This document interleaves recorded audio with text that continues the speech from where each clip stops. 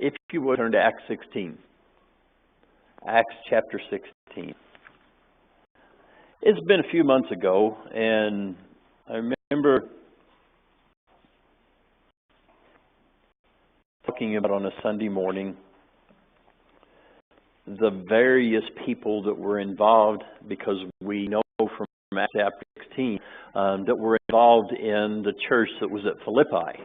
And so we were looking at Philippians, and we actually just read through Philippians after we considered the various people. And so we spent just a little bit of time on a slave girl, a little bit of time on a jailer that was there, a little bit of time of those women who were meeting on the riverbank and had found Jesus through the preaching of the apostles. So we began to look at, as we read Philippians, how that applied to all of these people coming from different backgrounds. This morning, I want us to really look at the jailer. I want us to focus on him for just a few moments. So if you will, chapter 16 of Acts, realizing the story that precedes what we're getting ready to read, that there was a slave girl and she had a spirit of divination, and she was foretelling things, and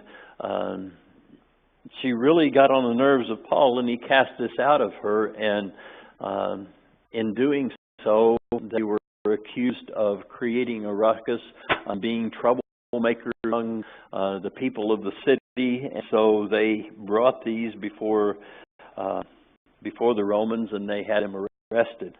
So let's begin reading in verse 22 of Acts 16. The crowd joined in the attack against Paul and Silas, and the magistrates ordered them to be stripped and beaten. After they had been severely flogged, they were thrown into prison, and the jailer was commanded to guard them carefully. Upon receiving such orders, he put them in the inner cell and fastened their feet in the stocks. We'll stop there for just a minute. This guy was a jailer. He was a jailer in Roman government. And so we know he had to have some security in that. And when you think about the fact of, I know just for those who could be here on Wednesday nights and looking at Colossians together, the Roman government. I mean, the Roman government lasted for 1,500 years. We feel very, very secure in the United States because of how long we've been here. And we think, well, this is pretty secure. This is a stay. We're part of a country that's going to be here until God comes back. We kind of get in that mindset. And so we got this security thing going on. And this guy had a reason to feel secure. The Roman government had been around, and it was going to be around a few more hundred years, but it had been around so long it was secure. He had a good job. He was a jailer. There wasn't a lot of likelihood, and yet there was something there that realized in the importance of him maintaining the order.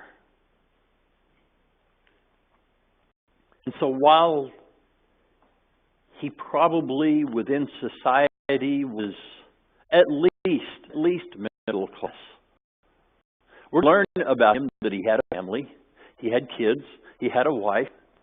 And so this guy was a jailer, and it was his job, and he was doing his job. I mean, he put guys in stocks. He didn't just keep them in the jail. He put them in stocks because he was going to be sure they were held firmly. He locked their feet in whatever way, there's different ways that it could have been stocks, but he fastened them in.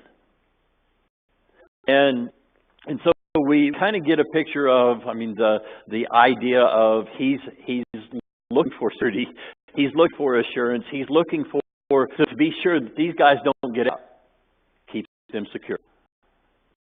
And so he locks them up, not only locking the door, but putting them in stocks.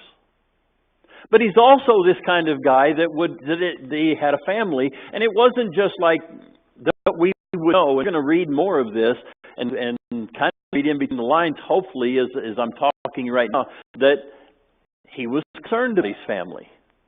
So he probably had a wife that called him, sweetheart, and kids that looked up to him.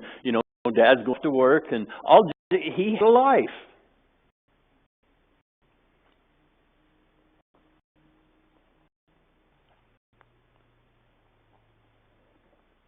He knew that this life he had was dependent upon him doing his job. In Roman law, if prisoners would escape, then it was like a life for a life type. It was his life. He was the one responsible. And there was a trickle-down thing. I mean, we look at Pilate and the fact that Pilate had fear when he had Jesus before him, because he knew that this was a circumstance in which he was letting these people drive what he was trying to decide, and he wanted to decide, let this man go, but he didn't want an uproar among people that were calling for Jesus to be crucified, because if a riot happened, he was responsible. And it very well could not only be his job, but it could be his life, because he was working for Caesar. And they were to keep order within the Roman Empire. So this trickled down right through the ranks, and here the guy going to do his job. There's security in that, he thought. Verse 25, about midnight, Paul and Silas praying and singing hymns to God. Don't you just absolutely love that? Here they are. They're behind a locked door. We don't know for sure the look of the prison and more than likely it went to underground, but all the details of the prison that was there. But they were behind the door, and their feet were fastened in, and probably not in a comfortable way. The Romans didn't seek to really comfort their prisoners too much. So probably not in a real comfortable situation. And they were singing praise to God. They were praying and singing hymns to God. And the other prisoners were listening to them. I'd love to know some of those hymns, wouldn't you?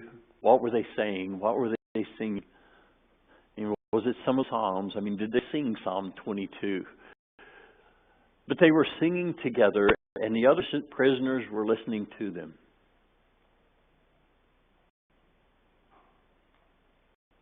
Verse 26, there was such a violent earthquake, the foundations of the prison were shaken. This prison would have been built. It would have been secure. It would have been solid. Probably one of the most solid things around. The foundations of the prison were shaken. At once all the prison doors flew open, and everybody's chains came loose. More than just an earthquake. It wasn't that Philippi hadn't seen earthquakes before, or didn't see earthquakes later.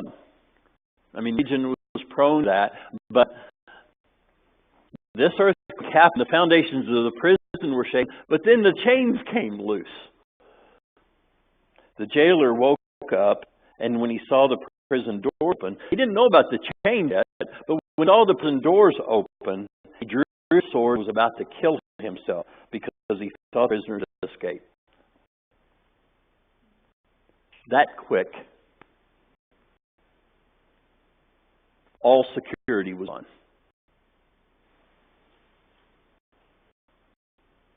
He might have been thinking about the family at home. Might they have been taken care of if he was killed in a prison escape, rather than letting the prisoners escape?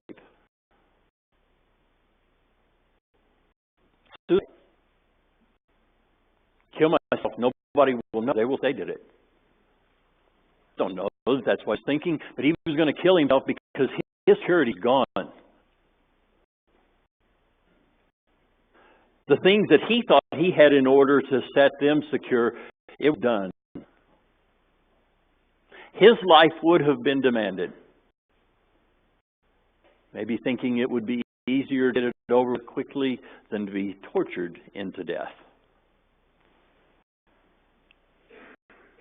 But that quick, a man who had a life,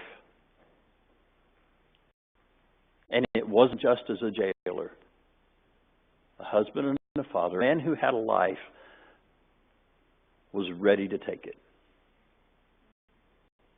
That quick.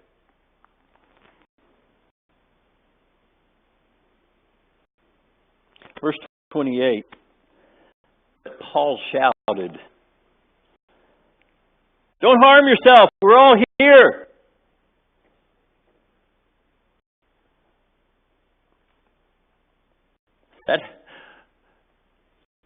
That had to be a wake up. I mean, you're ready to draw your own sword, take your sword out. And by the way, you notice he had a sword. It meant he was willing to use it. He was a jailer. He was going to keep anybody from getting out. So he was willing to use it. I mean, it just tells us a little more that he was going to do his job. But here, now it was done. He was ready to end it.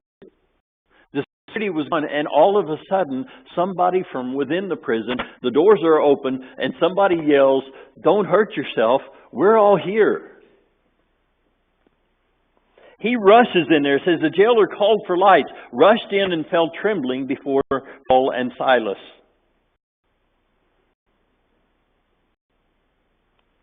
It's interesting to note that Paul's the one, he yells out, "Don't hurt yourself, we're all here." When he runs in, he falls trembling before these two guys. Everybody else is loose too, but they're all there. But he doesn't fall in front of these other guys. He goes to Paul and Silas. These are the guys who have been singing the whole night. See, it's pretty certain at this point it wasn't just the other prisoners who were listening to Paul and Silas sing.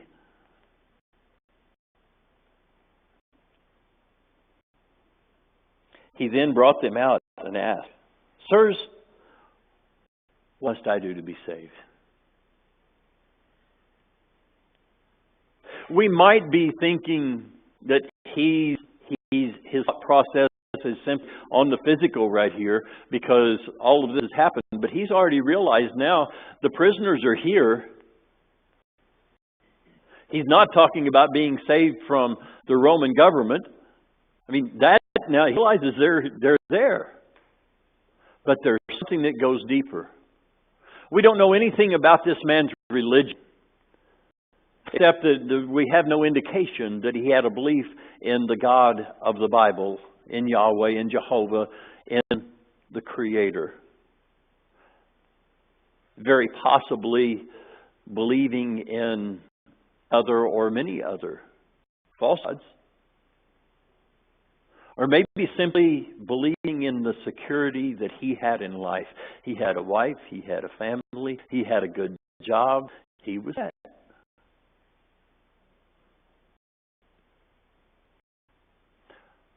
But he knew at this point, in a moment, what he had was gone. At least he thought it was. And as quick as he thought it was gone and he was going to end his life right there and then as quickly he came to point to say, "What do I need to do to have what you have? What do I need to do to be saved?" It tells us something about what they were singing in praises and hymns to God. I want that. You guys are in there. You're singing. I'm out here. And I didn't have what you have. What must I do to be saved? They replied, "Believe in the Lord Jesus and you will be saved. You and your household." It says, then they spoke the word of the Lord to him and to all the others in the house. You notice that the first thing that they answer him, "What must I do to be saved?" Believe in the Lord Jesus and you will be saved. And then they started explaining things.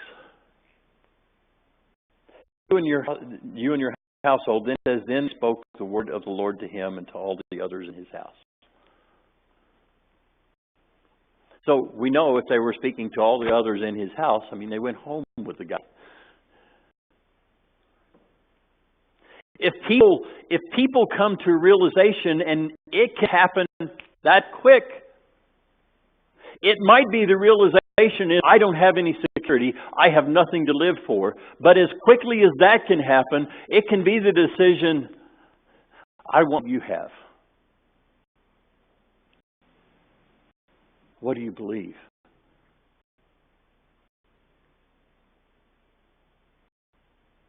Shouldn't our first response just be simply believe in Jesus? Now let me show you. I mean, we've got this. They begin to explain the word of the Lord to him. We've got the word of the Lord. Can you explain it? If not, why not? That we prepare ourselves for these moments where somebody makes a decision. I've got to have that. He was so ready at this point. They spoke the word of the Lord to him and to all the others in his house. At that hour of the night, the jailer took them and washed their wounds. Then immediately he and all his family were baptized. That same hour of the night, that's how quickly he went from suicide to salvation. You might say, we could have put the other S on there. Security, suicide, salvation. I mean, real security, true security.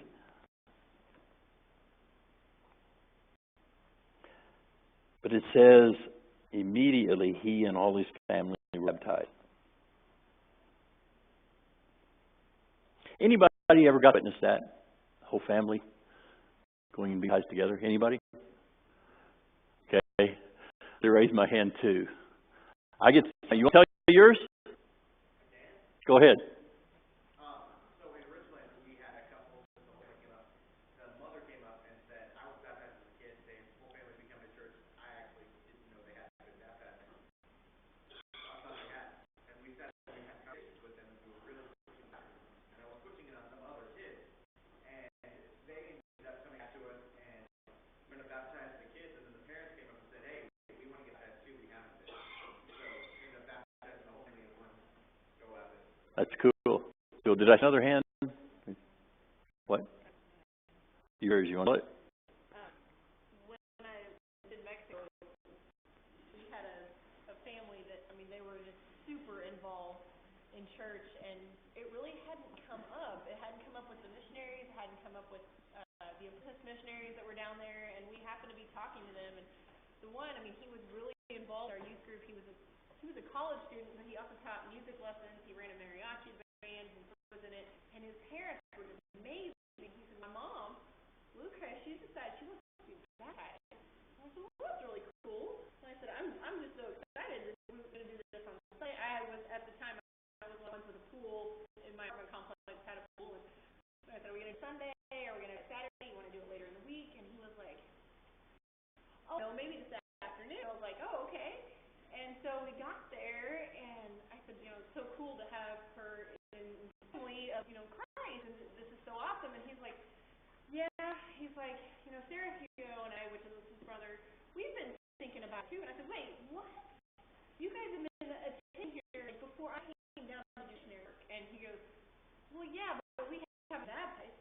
And I said, what do you mean you haven't been baptized? You believe? And he was like, yeah, we just hadn't talked about it much. Mom's been talking about it more. She's been coming for like 3 weeks. You guys have been here for over a year.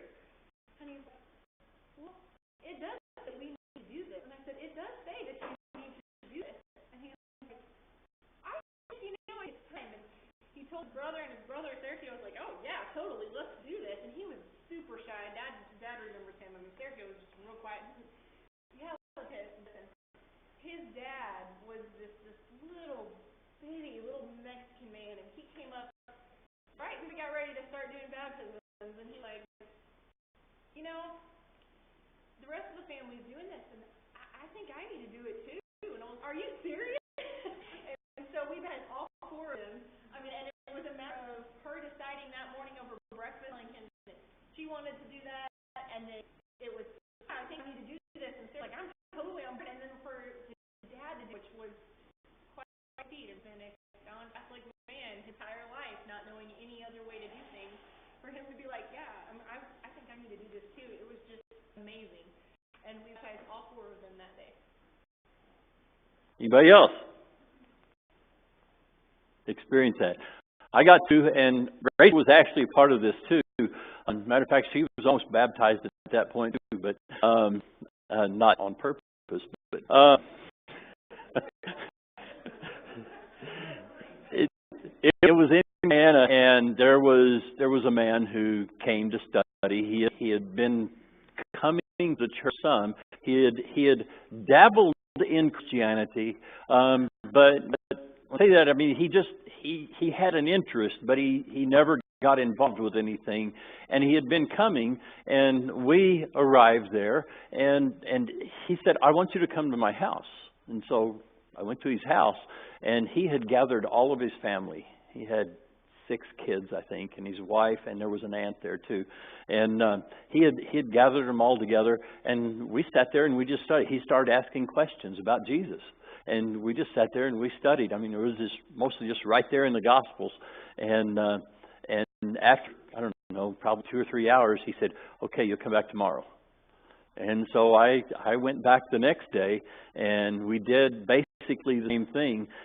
And he told me, he said, "Okay, go home and get your family. We're all going to be baptized." And at first my feeling was, because you kind of see it here. Here's the jailer, and you know, he's got this conviction, and he takes them home, and they start speaking about the Lord and the word of the Lord to his family. It says all of his family, you know, went that same hour of the night, and they were baptized. I mean, this guy was definitely leading them to it. I mean, were they all ready? And that was my question: were they all ready for this? And I asked him. I said, you know, can I talk to them? And he said, sure. And I asked them, and they had all been talking about it. I mean, they had read on, they had stayed up through the night and read on, and they had been thinking about it. And at that point, I had even talked to them about baptism. But that's what they were ready to do. But he told me, he said, you go home and get your family. And so and of course, that was like an hour's walk, and then an hour's walk back, and went home and got the kids and running. We went back up there, and I said we would go out to the river, and he said, no, that's too far to walk. He said, we'll just go back here. And it was a drainage ditch for the rice fields. Not good. And it was deep enough, but it stunk, and it looked worse smell, and because it hadn't really been flooded through for a while. It had been sitting there. I mean, all the old seasoned marriage, I mean, the one thing you do is you stay out of stagnant water. There are amoebas, there's parasites, there's all kinds of things. You stay out of stagnant water. And so we baptized them all right there, and Rachel, I think, fell in, or at least into the mud. They were wanting to get in, we were both wanting to get in. I said, nope, you're not getting in. And she got in anyway. So, to me, when I read this story, just like you guys relate to this, and you can relate in even just sharing together different circumstances where there have been families that have said, we are ready to follow Jesus. And this family right here was ready to follow Jesus. And so they did. The jailer brought them into his house, set a meal before them. He was filled with joy because he had come to believe in God, he and his whole family. When it was daylight, the magistrates sent their officers to the jailer with the order, release those men. The jailer told Paul, the magistrates have ordered that you and Silas be released. Now that's interesting. He took them home. He was baptized, and his family as well, and he feeds them a meal and he takes them back to jail. And Paul and Silas, of course, were willing to go. I mean, they didn't want to get the guy in trouble. And you have to wonder, I guess everybody else stayed in jail. There would have been other people under the jailer. He would have been that guy. I mean, that's the reason he was going to kill himself. He was the one responsible. But, I mean, you have to kind of wonder, well, why didn't they bring all the rest of those guys along? Maybe some of them wanted to be baptized too. But the jailer told Paul, the magistrates have ordered that you and Silas be released. Now you can leave in peace.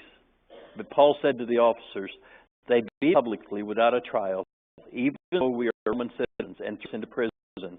And now do they want to get rid of us quietly? No, let them come themselves and escort us out. And that's basically what ends up happening. I mean, Paul is going to hold them to the fire. Let them own up to what they have done. Now, with all this,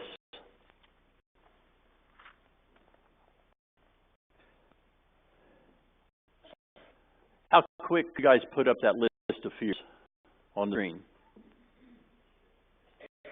See if it'll come up. Let's just glance at that. And I know we're out of time. I want to look at this. Can it come up? Fear of death, loneliness, pain, money, relationships, failure, future, past, jobs, disappointment. I mean, just we've already shared. I mean, we know that others go on to all those things, but those give us a start, don't they?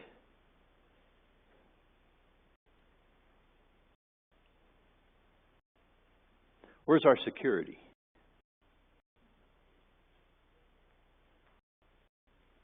If we start taking those things away and we overcome that, and in some cases we can do that, maybe we make a lot of money and we've got a really good job, and so we could get rid of a couple of those fears.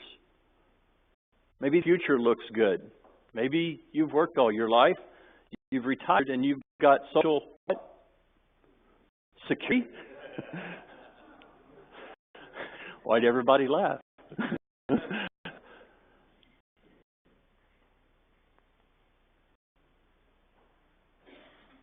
But you know, there's usually something, even that list there, there's usually something that we end up putting up there. Even just in that list, let alone the large list that we could probably sit here and come up with. Read one passage and be done. Go to Matthew chapter 7.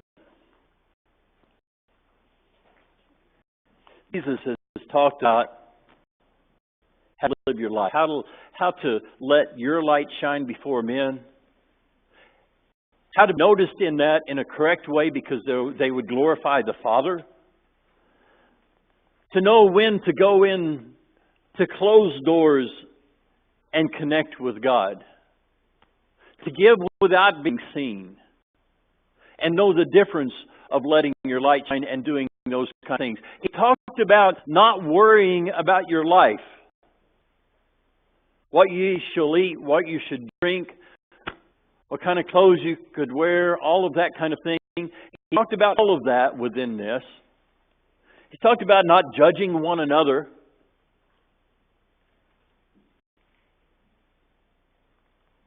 All of these things. And then he says, verse 24 of Matthew chapter 7, therefore everyone who hears these words of mine, and again, if you don't know what those are, go back and read 5, 6, and 7.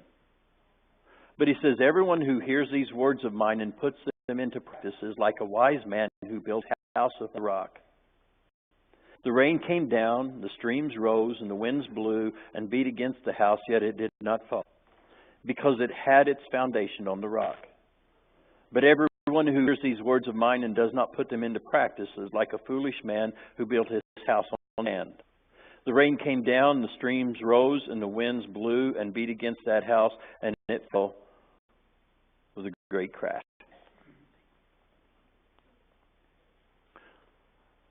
Let's not be fooled into thinking we have security in anything but Jesus Christ.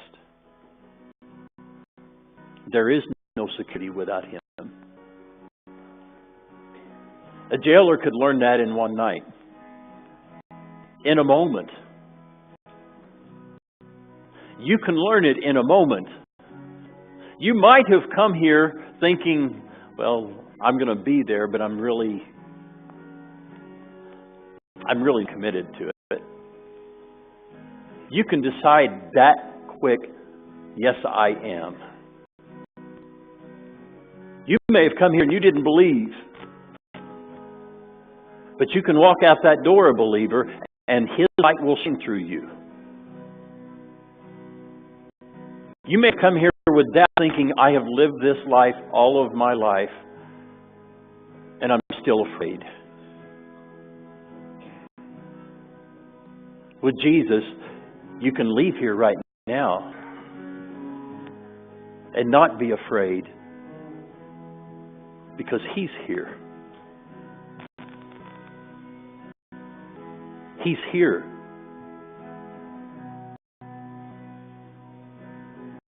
If you need to come as we stand and sing.